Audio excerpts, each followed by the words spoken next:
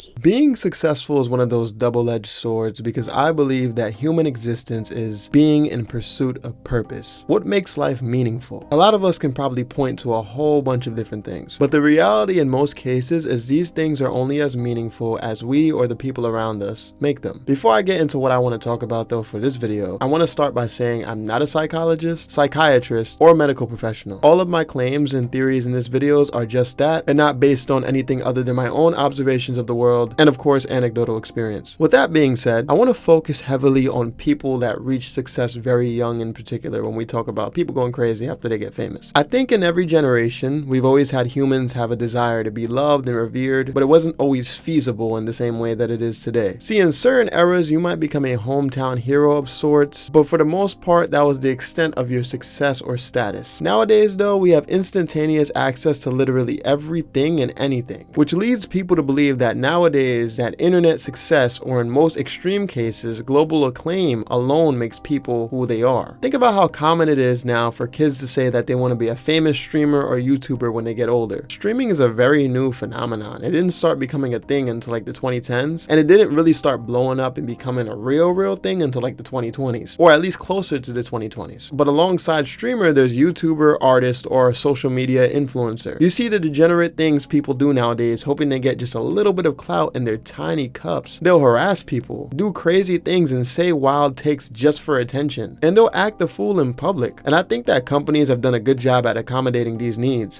for validation and attention for a wide audience. No matter what it is, people are just willing to do degenerate things and wild things just so they get views and clicks. But these rising needs are met with things like meta glasses, for example, which can be worn and constantly recording interactions with or without people's consent. You see people doing Riz videos, catching people out of context and then making a clip out of it, or just simply clip farming, and for what exactly? There's pros to some of these things, don't get me wrong, because some of the content can be entertaining or funny when it's in good fun and when it's not with the intent of trying to make someone look like something or catch someone out of context. But I think it's more of a problem than anything else, because we've been so conditioned to see a clip or see an image out of context and just believe it or go off of it alone. And I know that that's always been a thing to an extent, but more so now than ever, people never have cared about accuracy. They care about what brings drama. You can get a completely out of context clip of a girl responding to a dude in a video, and with the right music and sound effects, and if he zooms in on the smile at the perfect time, it might make it look like she was interested in him. And now he's gonna take that, post that out of context, and now it just makes it look bad because I'm sure he didn't get her permission to post it to begin with. Or someone going online and making a general post about a specific variable, let's say, whether it's a person, a place, or a thing, or noun. We'll make it consistent and say noun. And so many people will immediately jump to that and be like, oh, well, if that person's experiencing it too, then it must be true. But I don't want to get too far off track, and I want to stay focused because sometimes, obviously, when I start talking about things like this, I can have a tendency to go on a bit of a tangent. I want to focus for a second on success in youth. And when I say in youth, I mean success before 30. Now, does that mean that after 30, you're suddenly old? I think far from it. I think most people probably don't actually start living life until they're 40. That's a common thing I hear, at least. I can tell you from personal experience. I'm not